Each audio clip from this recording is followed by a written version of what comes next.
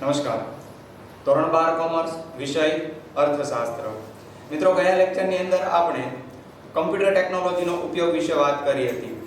આમ તો સામાન્ય રીતે કમ્પ્યુટરના મુખ્ય 5 ઉપયોગો છે જે તમે ગયા લેક્ચરની અંદર વિગતે ચર્ચાઓ કરી હતી. આ લેક્ચરની અંદર આપણે બીજી ટેકનોલોજીનો ઉપયોગ એટલે કે ઇન્ટરનેટ ટેકનોલોજીનો ઉપયોગ અર્થશાસ્ત્રમાં શું થાય છે તેના વિશે અભ્યાસ કરવાના છીએ. તમારી સમક્ષ કેટલીક માહિતીઓ છે રજૂ થયેલી છે. એક પછી એક એ માહિતી શું કહેવા માંગે છે સમજીએ છીએ. આમ તો અર્થશાસ્ત્રની અંદર ઇન્ટરનેટ ટેકનોલોજીના મુખ્યત્વે 6 ઉપયોગો જોવા મળે છે. સૌથી પહેલું આપેલું છે ટ્યુટોરિયલ, બીજું છે ત્વરિત શિક્ષણ મેળવવા માટે, ત્રીજું આપેલું છે વાંચવા લાયક સામગ્રી, ચોથું છે વિવિધ માહિતીઓ મેળવવા માટે, પાંચમું આપેલું છે અન્ય માહિતી મેળવવા માટે અને છઠ્ઠું આપેલું છે આંકડાકીય માહિતી. આ છઠ્ઠો મુદ્દો છે આપણા માટે મોસ્ટ આઈએમપી મુદ્દો છે કહી શકાય. આની અંદરથી ઘણા બધા એક માર્કના પ્રશ્નો અને 2 માર્કના પ્રશ્નો પણ નીકળે છે. સૌથી પહેલા આપણે એક પછી એક માહિતીઓ મેળવીએ, જેની અંદર એક બાજુ આપેલું છે અર્થશાસ્ત્રમાં ઇન્ટરનેટ ટેકનોલોજીના ઉપયોગની અંદર સૌથી પહેલા આપેલું છે હેતુ, શા માટે ઇન્ટરનેટનો ઉપયોગ છે કરવામાં આવે તે, અને બીજી બાજુ છે કઈ રીતે એનો ઉપયોગ થાય છે તેના વિશે માહિતી જોઈએ છીએ. સૌથી પહેલા આપેલો છે હેતુ. સૌથી પહેલી માહિતી છે ટ્યુટોરિયલ. સામાન્ય રીતે તમે જ્યારે કોઈ પણ પ્રકારની માહિતી જ્યારે ઇન્ટરનેટ ઉપર સર્ચ કરો છો અને જે સાઇટ ઉપર કોઈ વાંચવા લાયક સામગ્રી આપેલી હોય, વાંચવા લાયક કેટલી વખત પુસ્તકો છે આપેલા હોય છે, એને આપણે સીધા ક્લિક કરીને ત્યાં વાંચી શકાય છે, તો એને કહેવામાં આવે છે ટ્યુટોરિયલ. એ ટ્યુટોરિયલ જેવું કાર્ય કરે છે. એટલા માટે એ માહિતી આપવામાં આવી છે કે જ્યારે પાવરપોઈન્ટ પ્રેઝન્ટેશન બનાવી અને વાંચવા લાયક સામગ્રીઓ જ્યારે ઓપન એસએસ લિંકની અંદર મૂકવામાં આવી હોય અને એ ઓપન એસએસ લિંક ની અંદર સીધું ક્લિક કરીને આપણે જ્યારે વાંચીએ છીએ ત્યારે તે ટ્યુટોરિયલ જેવું કાર્ય કરે છે. ઘણી વખત તમે વેબસાઈટ ની અંદર જોવો છો કે કોઈ તમારે કોઈ પુસ્તક જોઈએ છે અગત્યનું, અર્થશાસ્ત્રનું હોય, એકાઉન્ટનું પુસ્તક હોય છે, તેની કેટલીક નવનીતો હોય છે, કેટલાક મટીરીયલ્સ આપેલા હોય છે. એ જ્યારે તમે એની વેબસાઈટ ખોલો છો અને એ વેબસાઈટ ની અંદર તમે જ્યારે મટીરીયલ ઉપર ક્લિક કરો અને તમને સીધું જ ત્યાં શું મળે, વાંચવા માટે મળે છે.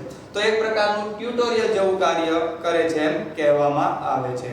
તો તમે ઇન્ટરનેટ દ્વારા આ માહિતી પ્રાપ્ત કરો છો, આ માહિતી છે મેળવો છો, એટલે કે તમે જે પુસ્તક છે એ વાંચી શકો છો, તો એને કહેવામાં આવે છે ટ્યુટોરિયલ. તો સૌથી પહેલો ઇન્ટરનેટનો ઉપયોગ છે ટ્યુટોરિયલ માટે.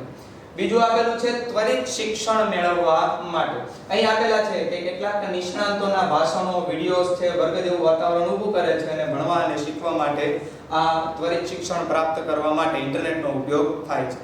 તમે ઘણી વખત છે YouTube ચેનલની અંદર જોતા હોવ છો, કેટલાક નિષ્ણાંતો હોય છે, એમના ભાષણો તમે ઘણી વખત YouTube ની અંદર જોવો છો, કોઈ અન્ય જગ્યાએ જ્યારે વિડિયોઝ આપેલા હોય તો એ જોવો છો. એ શેના માધ્યમ દ્વારા જોવો છો? તો કે ઇન્ટરનેટના માધ્યમ દ્વારા તમે જોવો છો. કમ્પ્યુટર અથવા તો મોબાઈલની અંદર તમે સર્ચ કરો છો એના વિડિયોઝ અને તમને સીધા છે એ વાંચવા અને જોવા મળે છે, સાંભળી શકો છો. એટલે નિષ્ણાંતોના ભાષણો તમે સીધા એમની અંદર ઇન્ટરનેટ પરથી પ્રાપ્ત કરી શકો છો. બીજું આપેલું છે વિડિયોઝ. ઘણી વખત કોઈ અર્થશાસ્ત્રી હોય, ઘણી વખત કોઈ એકાઉન્ટન્ટ હોય, કેટલાક નીતિ નિયમોની અંદર ફેરફાર થયેલા હોય, તો એ બધા જ વિડિયોઝ તમે જે અગત્યની માહિતી છે એ ઇન્ટરનેટ પરથી પ્રાપ્ત કરી શકો છો. એ વિડિયો તમે સીધા જોઈ પણ શકો છો. તો વિડિયો જોવા માટે આપણે ઇન્ટરનેટનો ઉપયોગ કરીએ છીએ.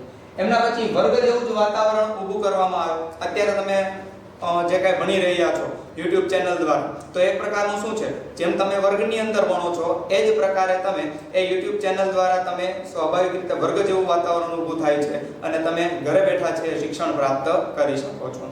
તો વર્ગ જેવું વાતાવરણ ઊભું કરીને શિક્ષણ છે પ્રાપ્ત કરી શકાય છે. ત્વરિત શિક્ષણ મેળવવા માટે ઇન્ટરનેટનો ઉપયોગ થાય છે. અને એમના પછી આપેલું છે ભણવાનું અને શીખવાનું. તમે કોઈ પણ જગ્યાએથી માહિતી પ્રાપ્ત કરો છો ઇન્ટરનેટ પરથી સર્ચ કરીને. Google ભાઈ અત્યારે બહુ પ્રખ્યાત છે. Google ની અંદર તમે કોઈ પણ પ્રકારની માહિતી નાખો તો એ શું થાય છે, આપણને એનો રિસ્પોન્સ આપે છે, તરત એમનો છે જવાબ આપે છે. તો તમારે જે માહિતી જોતી છે, તમારે જે વિશે શિક્ષણ પ્રાપ્ત કરવું છે, એને લગતા વિડિયોઝ હોય, એને લગતા ભાષણો હોય છે, એને લગતી ઘણી બધી માહિતીઓ એ તમે ઇન્ટરનેટ દ્વારા પ્રાપ્ત કરી શકો છો. એટલા માટે બીજો ઇન્ટરનેટનો ઉપયોગ આપવામાં આવ્યો છે ત્વરિત શિક્ષણ મેળવવા માટે, એટલે કે તાત્કાલિક શિક્ષણ મેળવવા માટે ઇન્ટરનેટનો ઉપયોગ થાય છે. એમના પછી ત્રીજો મુદ્દો આપેલો છે વાંચવા લાયક સામગ્રીઓ. ઘણી બધી ઇન્ટરનેટ ઉપર એવી વાંચવા લાયક સામગ્રીઓ હોય છે જેથી આપણને ઘણી બધી માહિતીઓ છે એમાંથી પ્રાપ્ત થતી હોય છે, અગત્યની માહિતીઓ છે આપણે લખતા પણ હોઈએ છીએ. તો એની અંદર અસંખ્ય પુસ્તકો વિનામૂલ્યે છે ઇન્ટરનેટ પરથી પ્રાપ્ત થાય છે. ઘણા બધા એવા પુસ્તકો હોય છે જેના અંગે આપણે કોઈ ચૂકવણીઓ કરવી પડતી નથી, અને ઘણા બધા એવા પુસ્તકો હોય છે જે પ્રાપ્ત કરવા માટે, જે ખરીદવા માટે આપણે કેટલીક કિંમતો પણ ચૂકવી પડે છે. તો લેખો અને જર્નલો વગેરે છે એ આપણને વિનામૂલ્યે ઇન્ટરનેટ પરથી પ્રાપ્ત થાય છે. તો એ તમે પ્રાપ્ત કરો છો શેના દ્વારા? ઇન્ટરનેટ દ્વારા છે પ્રાપ્ત કરો છો. ઘણી વખત આવા જે લેખો અને જર્નલો છે એ તમને મફત નથી આપતા. હમણાં મેં કીધું એમ કે એના માટે આપણે ચૂકવણી કરવી પડે છે ખરીદવી હોય તો એ ચૂકવણી કર્યા પછી આપણે એને વાંચી શકીએ છીએ અને એમાંથી માહિતીઓ, અગત્યની માહિતીઓ છે એ પ્રાપ્ત એટલે કે મેળવી શકીએ છીએ. તો એને સામાન્ય રીતે જર્નલ હોય તો એને ઈ-જર્નલ તરીકે ઓળખવામાં આવે છે, અને અથવા બુક્સ જો તમે ઇન્ટરનેટ પરથી પ્રાપ્ત કરો છો તો એમને ઈ-બુક્સ તરીકે પણ ઓળખવામાં આવે છે. તો કેટલીક વાંચવાલાયક સામગ્રીઓ છે એ તમે ઇન્ટરનેટ પરથી પ્રાપ્ત કરી શકો છો. કેટલાક મટીરીયલ્સ હોય છે, ઘણી બધી પ્રકારના વિષયની છે નવનીતો તમે એની અંદરથી પ્રાપ્ત કરી શકો છો. તમારી જે બુક્સ છે એ બુક્સ પણ તમે અત્યારે ઓનલાઈન છે PDF ડાઉનલોડ કરી શકો છો. મફતની અંદર એ પ્રાપ્ત થાય છે, તો એના માટે આપણે કોઈ પણ પ્રકારની ચૂકવણીઓ કરવી પડતી નથી. એટલે વાંચવાલાયક સામગ્રીઓ મેળવવા માટે આપણે ઇન્ટરનેટ ટેકનોલોજીનો ઉપયોગ કરીએ છીએ. એમના પછી ચોથો મુદ્દો આપવામાં આવેલો છે વિવિધ માહિતી મેળવવા માટે. આમ તો ઘણી બધી માહિતીઓ તમે ઇન્ટરનેટ પરથી પ્રાપ્ત પણ કરો છો. ઘણી બધી સાચી પણ હોય છે અને ઘણી બધી માહિતીઓ છે ખોટી પણ હોય છે. તારવતા આપણને આવડતી હોવી જોઈએ. તો ઘણી વખત તમને એમ થાય કે ભાઈ મારે ધારો કે CA કરવું છે, મારે CS કરવું છે, ભાવનગરની અંદર CS થાય છે કે નહીં. જો એ માહિતી આપણે પ્રાપ્ત કરવી હોય તો નેટમાં તમે તરત સર્ચ મારો છો કે CS માટે કેટલા ટ્યુશન ક્લાસીસ છે, કઈ સંસ્થાની અંદર CS છે થઈ શકે છે.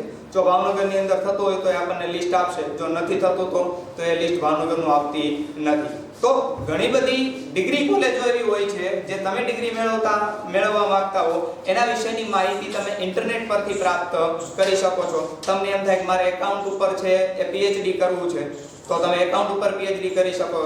એના માટેના શિક્ષકો કેટલા છે તો એ માહિતી તમે ઇન્ટરનેટ પરથી પ્રાપ્ત કરી શકો છો.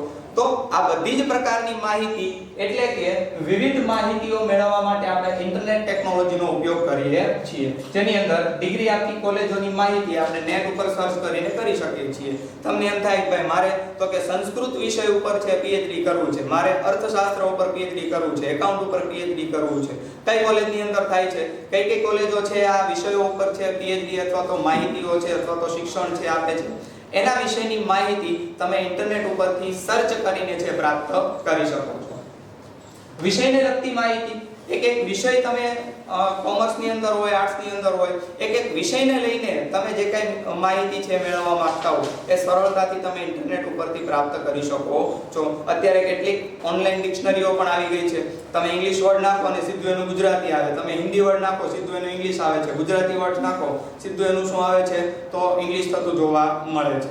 તો જેમ તમે માહિતી ઇન્ટરનેટની અંદર પ્રસ્થાપિત કરો છો, ઇન્ટરનેટ પણ એ પ્રકારનો તમને રિસ્પોન્સ આપે છે. એટલે વિવિધ પ્રકારની માહિતીઓ મેળવવા માટે આપણે ઇન્ટરનેટ ટેકનોલોજીનો ઉપયોગ કરીએ છીએ. એમના પછી પાંચમો મુદ્દો આપેલો છે અન્ય માહિતી.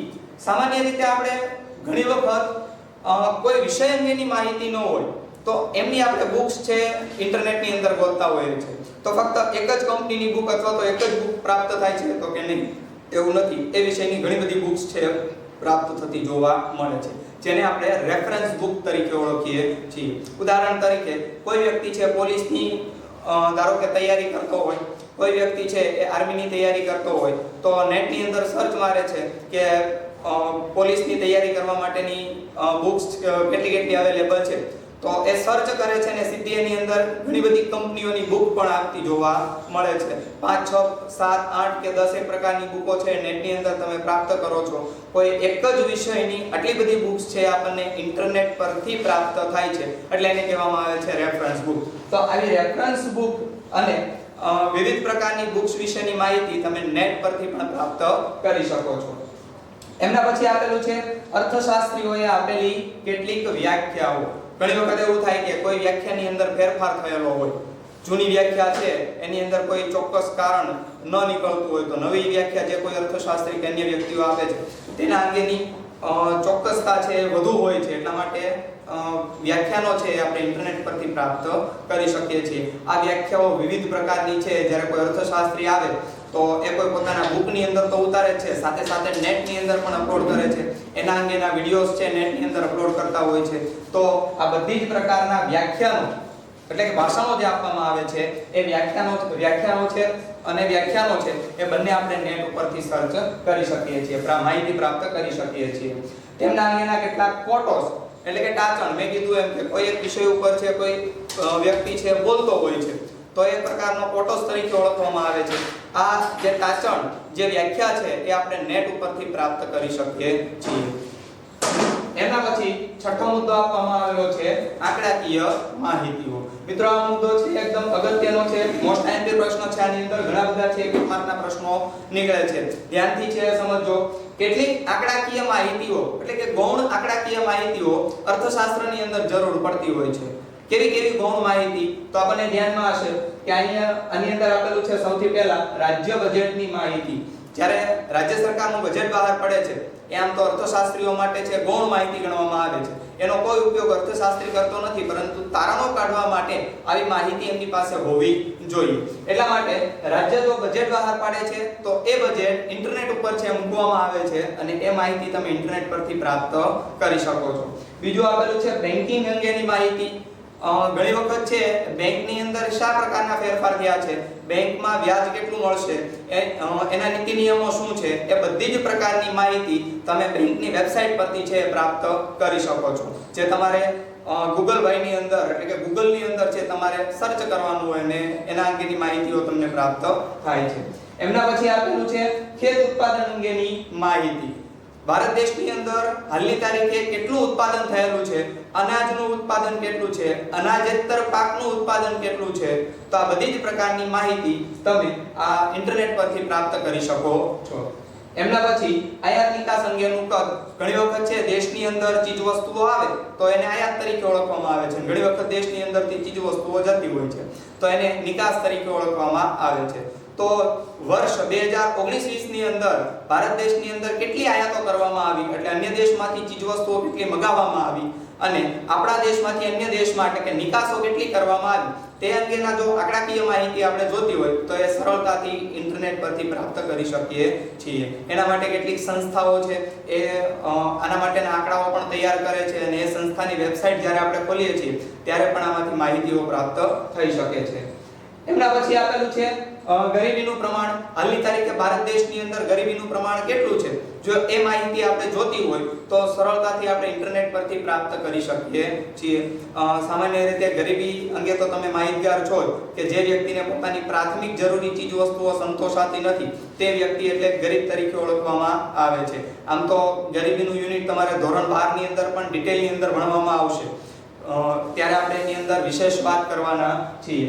એમના પછી રોજગારીનું પ્રમાણ. ભારત દેશની અંદર હાલની તારીખે કેટલા લોકો છે રોજગારી પ્રાપ્ત કરે છે, તો એના અંગેની જો આંકડાકીય માહિતી જોતી હોય, પ્રાપ્ત કરવી હોય તો ઇન્ટરનેટ ઉપરથી આપણે આવી માહિતી છે સરળતાથી પ્રાપ્ત કરી શકીએ છીએ. તો આ રોજગારીની માહિતીનો આંકડો પણ આપણે નેટમાંથી ઇન્ટરનેટનો ઉપયોગ કરીને મેળવીએ છીએ. એના પછી ઔદ્યોગિક ઉત્પાદન અંગેની માહિતી. સામાન્ય રીતે ઉદ્યોગોના મેં આની પહેલા લેક્ચરની અંદર પણ જણાવ્યું હતું કે ઉદ્યોગોના છે મુખ્ય 5 પ્રકારો પાડવામાં આવ્યા છે. કયા પ્રકારની અંદર કેટલું ઉત્પાદન થયેલું છે.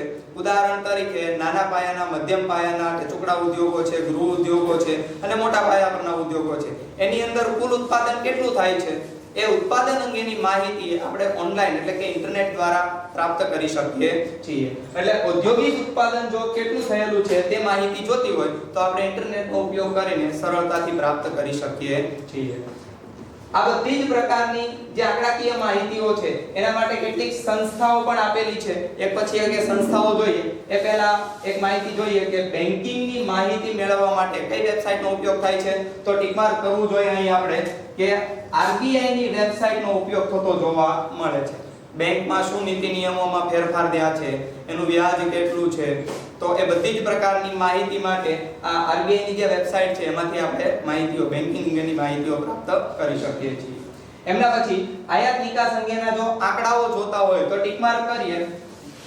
વેપાર મંત્રાલય દ્વારા આપણે આયાત નિકાસ કેટલું થયું છે એના અંગેની માહિતીઓ પ્રાપ્ત કરી શકીએ છીએ. તો તમને 1 માર્કની અંદર પૂછાય અથવા તો MCQ ની અંદર પણ પૂછાય છે કે નીચેનામાંથી કઈ સંસ્થા આયાત નિકાસ અંગેની આંકડાકીય માહિતીઓ રજૂ કરે છે, તો ત્યારે આપણે લખવું જોઈએ કે વેપાર મંત્રાલય દ્વારા આયાત નિકાસ અંગેની આંકડાઓ છે રજૂ કરતા જોવા મળે છે.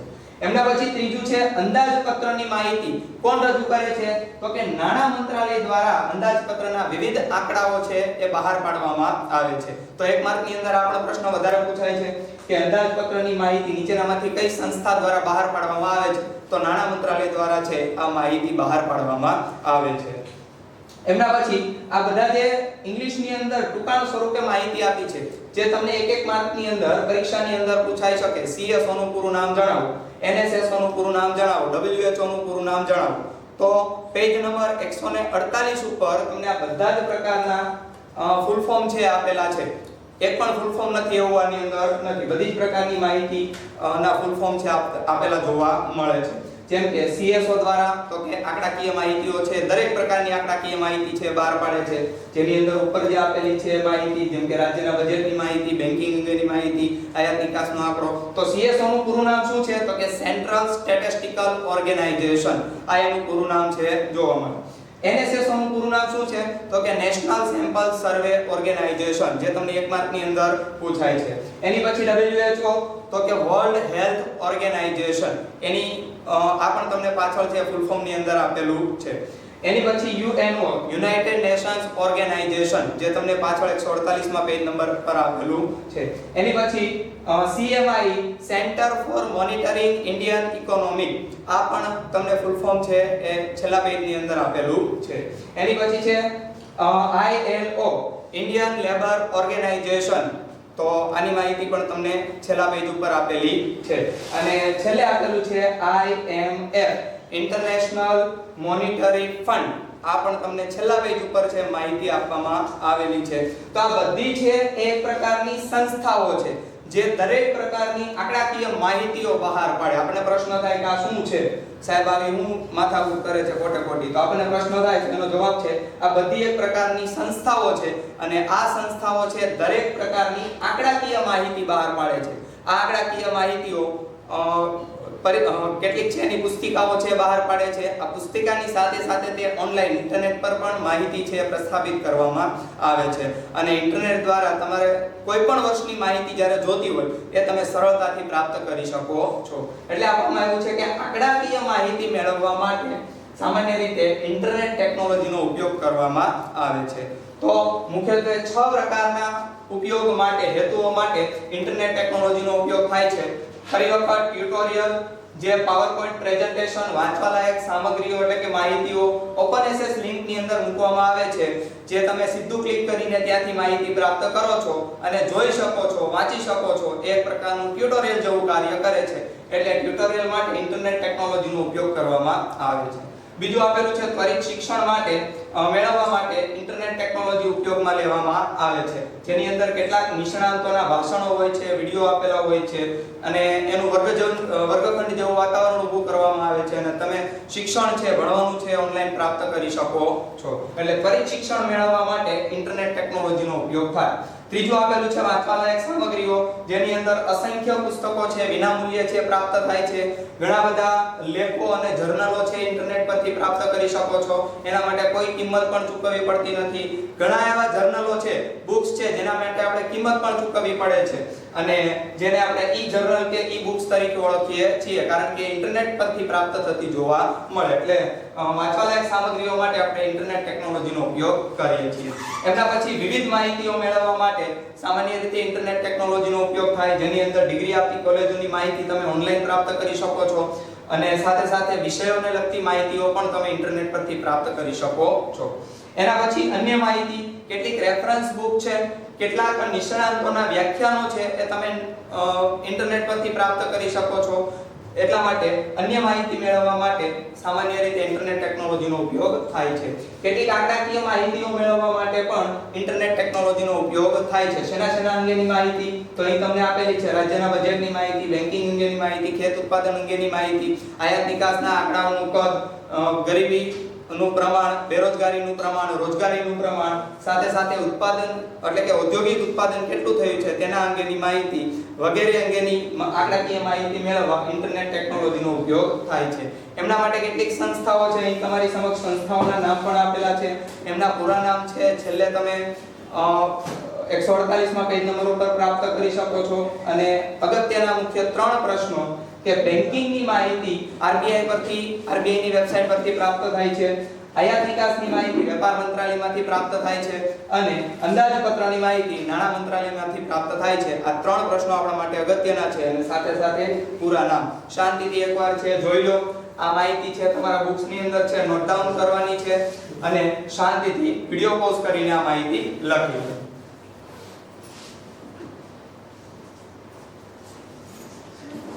તો આ માહિતી તમે લખી નાખી હશે. નેક્સ્ટ લેક્ચર ની અંદર આપણે ત્રીજી ટેકનોલોજીનો ઉપયોગ એટલે કોમ્પેક્ટ ડિસ્કનો ઉપયોગ છે જોવાના છીએ. આ માહિતી તમારે આવતા લેક્ચર ની અંદર એટલે કે લેસન ની અંદર લાવવાની રહેશે. આભાર.